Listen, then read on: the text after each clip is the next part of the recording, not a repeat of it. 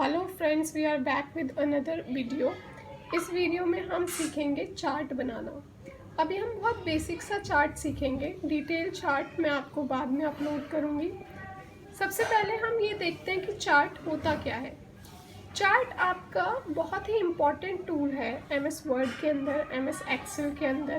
पहले हम सीखते हैं वर्ड में बनाना कि चार्ट वर्ड में किस तरीके से बनाया जाता है और उसका क्या यूज़ होता है। चार्ट आपका कंपैरिजन करने के लिए भी यूज़ हो सकता है। लाइक आपको आपके ईयरली सेल्स को देखना है कि आपके लास्ट ईयर कितनी सेल हुई थी, इस ईयर कितनी सेल हुई है, प्रॉफिट पे क्या फ़र्क पड़ा है, तो उसके लिए आप चार्ट्स बना सकते हैं। आप स्कूल स्टूडेंट्स का रिज़ल्ट इस पर बना सकते हैं, उसमें देख सकते हैं, कंपैरिजन कर सकते हैं। तो चार्ट बहुत ही इम्पॉर्टेंट टूल है आपका वर्ड के अंदर, एक्सेल के अंदर। तो ये सबको बनाना आना ज़रूरी है। तो देख लेते हैं इसमें किस तरीके से बनाते हैं। सबसे पहले आपको इंसर्ट पर जाना है। इंसर्ट पर जाने के बाद चार्ट। तो कोई भी आपके पास स्टैटिस्टिकल डेटा है उसको आप ग्राफिकली फॉर्म में रिप्रेजेंट करवाना चाहते हैं तो चार्ट आपका बहुत ही इजी तरीका है। तो चार्ट पर जाएंगे, यहाँ पे डिफरेंट टाइप्स के चार्ट आपको दिख जाएंगे खोलने के बाद। कॉलम, लाइन, पाई, बार, एरिया, स्कैटर, जो भी आपको अच्छा लगे वो आप चूज़ कर सकते हैं। हम यहाँ पर कॉलम चार्ट बनाएंगे क्योंकि कॉलम चार्ट समझने में और बनाने में बहुत ही इजी होता है। कॉलम चार्ट के भी डिफरेंट टाइप्स होते हैं। पहला है आपका clustered, stacked, 100% stacked, 3D cluster. तो आप 3D चार्ट्स भी यहाँ पे बना सकते हैं। तो हम यहाँ पे सिंपल चार्ट ले लेते हैं क्योंकि हमें बहुत ही बेसिक चार्ट बनाना है यहाँ पे। तो क्लस्टर्ड चार्ट लेके ओके कर देंगे। तो आप जैसे देख रहे हैं यहाँ पे कि आप जैसे ही आपने चार्ट पे क्लिक करा तो यहाँ पे आपका एक्सेल खुल करके आ गया। यहाँ पे आपका एक्सेल खुल गया। तो अब आपका यहाँ पे एक्सेल खुल गया। तो अब आपको यहाँ पे एक्सेल में डेटा डालना है। आप यहाँ पे देख सकते हैं इसके अंदर आप यहाँ पे क्लिक करेंगे तो एक्सेल के ऑप्शंस भी इसके अंदर खुलकर आ जाएंगे। यहाँ पे आप देख सकते हैं कि एक्सेल के ऑप्शन खुलकर आ गए। थोड़ा सा मैं यहाँ पे जूम कर देती हूँ तो यहाँ पे आपको देखने में आसानी होगी। जैसे कि आप यहाँ पे देख सकते हैं इसमें पहले से ही कुछ लिखा हुआ है, सीरीज़ 1, 2, 3 एंड कैटेगरी। तो इनका क्या मतलब होता है, आप जैसे यहाँ पर देखेंगे सीरीज़ 1, 2, 3, तो यहाँ पे जैसे सीरीज़ 1 लिखा है तो यहाँ पे सीरीज़ 1 ब्लू कलर में है, यानी कि ये डेटा वो शो कर रहा है। ऑरेंज सीरीज़ 2 और ग्रे कलर जो है आपका सीरीज़ 3 के लिए है। अब यहाँ पे हमने जो कैटेगरी 1, 2, 3 दी हुई है वो हॉरिजॉन्टल एक्सिस पे आपका साइन हुआ है category 1, category 2, category 3 and category 4। तो लाइक सपोज करिए हमें यहाँ पे रिजल्ट बनाना है स्टूडेंट्स का। तो आपको क्या करना है, जैसे मुझे हॉरिजॉन्टल एक्सिस पे स्टूडेंट्स नेम चाहिए तो मैं यहाँ पे कैटेगरी की जगह स्टूडेंट्स के नेम डालूंगी। तो जैसे मेरे को यहाँ पे स्टूडेंट नेम चाहिए तो मैंने यहाँ पे नाम डाल दिया,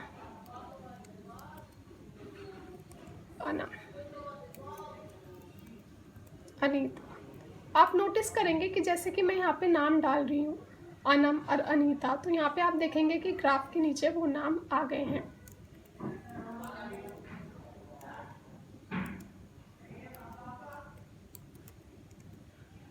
अब लाइक यहाँ पे 4 ही कैटेगरी थी और मैंने चारों कैटेगरी में नाम डाल दिए। लेकिन अगर हम रिजल्ट बनाते हैं तो ऐसा नहीं है कि हमारे पास केवल 4 बच्चे हैं, हमारे पास और भी बच्चे हो सकते हैं। तो हमें क्या करना है, उसके लिए आप अपनी पूरी लिस्ट यहाँ पर बना सकते हैं। तो जैसे मैं यहाँ पे नाम डाल दूंगी, जैसे मैंने और नाम डाल दिया यहाँ पे अक्षता, तो आप यहाँ पे देखेंगे कि वो नाम नीचे ऑटोमेटिकली एडेड हो गया। लेकिन उसके अंदर कोई भी आप यहाँ पे देखेंगे कोई भी कॉलम बना हुआ नहीं है। वो इसलिए क्योंकि यहाँ पे डेटा इसमें नहीं डला हुआ है। इसी तरीके से आप एक नाम और ऐड करना चाहते हैं तो आप एक नाम और ऐड कर सकते हैं इसके अंदर, दिशा। तो वो नाम भी यहाँ पर ऐड हो जाएगा। सेम उसका भी कोई ग्राफ यहाँ पे नहीं बना हुआ है क्योंकि उसके आगे भी खाली है। तो आप यहाँ पे जैसे ही डेटा डालेंगे वो यहाँ पे ग्राफ बना देगा। अब ये क्या है, हम रिजल्ट बना रहे हैं तो रिजल्ट कौन कौन से टर्म्स का हम यहाँ पर बना रहे हैं वो हम यहाँ पर देखेंगे।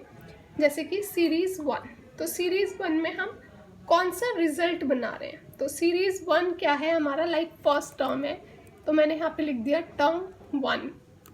नेक्स्ट क्या है मेरा, टर्म 2, टर्म 3। अब लाइक मैंने ये बहुत ही जैसे डाला है टर्म 1 2 3, तो आप यहाँ पे देखेंगे कि ब्लू कलर के आगे टर्म 1 आ गया, ऑरेंज कलर के आगे टर्म 2 और ग्रे कलर के आगे थर्ड टर्म। तो आप यहाँ पे देख सकते हैं, जैसे मैं इसको यहाँ पे जूम करूँगी तो blue colour term 1, orange colour term 2 और ग्रे कलर टर्म 3, जो कि हमें यहाँ पे दिखाया हुआ है ग्राफ के अंदर कि जो ब्लू कलर है वो सबसे ज़्यादा इधर दिया हुआ है। तो हमें क्या करना है, अब इसके अंदर डेटा डालना है। तो हम डेटा डालेंगे, हमने यहाँ पे एक्सेल खोल लिया। अब यहाँ पे अनम के फर्स्ट टर्म में कितने मार्क्स आए हैं, तो आप यहाँ पे नंबर डाल सकते हो। लाइक फर्स्ट टर्म में अनम के 75 मार्क्स थे, अनीता के फर्स्ट टर्म में 80% मार्क्स हैं, सुनीता के 74%। आप कितना भी यहाँ पे डेटा डाल सकते हैं, तो जितना डेटा आप यहाँ पे डालेंगे उतना ही वो ग्राफ बनाएगा। अब हम यहाँ पे देख सकते हैं कि सबका फर्स्ट टर्म का डेटा जो है वो यहाँ पर आ गया, सेकंड और थर्ड टर्म का भी हमने नहीं डाला है। उसी तरीके से हम सेकंड और थर्ड टर्म का भी डेटा इसके अंदर डाल देंगे। लाइक सपोज करिए अनम के तीनों टर्म में सेम परसेंटेज आया है, अनीता 85, 90, 70, ठीक है। तो इस तरीके से आप यहाँ पे अपना डेटा डाल सकते हैं, ठीक। अब लाइक मुझे यहाँ पे ये डेटा और मैंने डाल दिया 89, 90, 45 एंड 75। तो जैसे ही हमने यहाँ पे डेटा डाला है, उस डेटा के अकॉर्डिंग हमारे पास यहाँ पर चार्ट बन के आ गया। यहाँ पे आप देख सकते हैं कि हमारे पास प्रॉपर चार्ट बन के यहाँ पर आ गया है पूरा सबका। तो अब हम इस पे कंपेयर कर सकते हैं कि कौन बेहतर है। लाइक मैं अगर आपको अनम का डेटा दिखाऊं तो वो स्टैटिस्टिक है, मतलब स्टैटिक कंसिस्टेंट है। वो स्टैटिस्टिक जो है वो आपकी कंसिस्टेंट है कि उसके हर टर्म में सेम वैल्यू आई है 75। अनीता जो है उसने इम्प्रूव किया है, सुनीता डाउन चली गई है। तो इस तरीके से आप उनको ही कंपेयर कर सकते हो और प्लस साथ में एक दूसरे के साथ भी कंपेयर कर सकते हो। लाइक इनमें सब में बेहतर कौन है, अनीता, क्योंकि अनीता के तीनों टर्म में सबसे ज़्यादा नंबर आए हैं, तो वो हम देखकर बता सकते हैं। अब लाइक अगर आपसे कोई गलती हो जाती है डेटा डालने में, तो आप क्या करेंगे उसको, जैसे आप चार्ट पे क्लिक करते हैं तो 2 टैब ओपन हो जाएंगे यहाँ पे, डिज़ाइन एंड फॉर्मेट। तो हम डिज़ाइन पर चले जाएंगे, डिज़ाइन पर जाएंगे तो वहाँ पे दिया हुआ है एडिट डेटा पर क्लिक करेंगे तो वापस से आ जाएगा। अब जैसे मुझे दिशा के मार्क्स चेंज करने हैं, मैंने यहाँ पे 45 लिखा हुआ है, तो ये थोड़े से ज़्यादा थे, तो मैं यहाँ पे इसके मार्क्स चेंज कर देती हूँ। तो जैसे ही मैं इसके मार्क्स चेंज करूँगी, उसका जो ग्राफ है वो ऑटोमेटिकली चेंज हो जाएगा। दूसरी बात, मैंने यहाँ पे 6 स्टूडेंट्स का डेटा डाला हुआ है। अब लाइक सपोज करिए मुझे अक्षिता और दिशा का डेटा यहाँ पर नहीं चाहिए, तो मैं उसको डिलीट नहीं कर सकती, क्योंकि अगर मैं डिलीट कर दूंगी तो वो यहाँ से हट ज़रूर जाएगा, लेकिन वो परमानेंटली हट गया क्योंकि मेरे पास अब वो डेटा फ्यूचर यूज़ के लिए नहीं बचा, तो हम उसे यहाँ से डिलीट नहीं करते हैं। तो अब मुझे क्या करना है कि मैं चाहती हूँ कि ये डेटा यहाँ एक्सेल में तो रहे, लेकिन मेरे चार्ट पर शो ना हो। तो आप देखेंगे, नोटिस करेंगे कि यहाँ पे साइड में एक छोटी सी डॉट आ रही है, आपको मैं जूम करके दिखा देती हूँ। ये देखिए, ये छोटी सी एक डॉट आ रही है 75 के बराबर में। तो इसको आपको क्या करना है,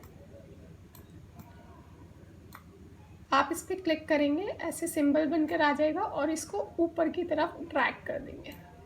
तो आपका डेटा तो नहीं हटा अक्षिता और दिशा का, लेकिन वो चार्ट से यहाँ पर क्या हो गया है, गायब हो गया है।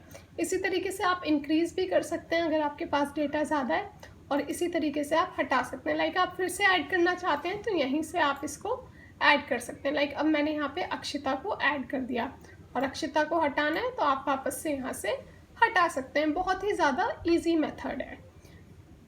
नेक्स्ट क्या है, आप इसको दूसरी तरीके से भी एडिट कर सकते हो। जैसे आपने यहाँ पे करा एडिट, अब मुझे सुनीता और अक्षिता वापस चाहिए तो आप सिलेक्ट डेटा का यूज़ कर सकते हैं। तो आप यहाँ पर जाएंगे सिलेक्ट डेटा करेंगे तो यहाँ पे पूरा डेटा सोर्स आ जाता है। अब आपको सुनीता, अनीता या जो भी है वो वापस चाहिए तो आप यहाँ पे देख रहे हैं कि यहाँ पे वो दिखाई ही नहीं दे रहा, क्योंकि वो एक्सेल में हमने यहाँ पे सिलेक्शन कहाँ तक हुआ है, केवल यहाँ तक हुआ है। तो उसका सिलेक्शन पूरा होना ज़रूरी है, तो उसको सिलेक्ट करना पूरा ज़रूरी है, तभी वो दिखाएगा वहाँ पे, अदरवाइज़ वो यहाँ पर नहीं दिखाएगा। तो जैसे ही हमने सिलेक्ट करा तो वो 6 के 6 नाम यहाँ पर आ जाएंगे। अक्षिता और दिशा ओके करेंगे तो वो यहाँ पर फिर से ऐड हो जाएगा।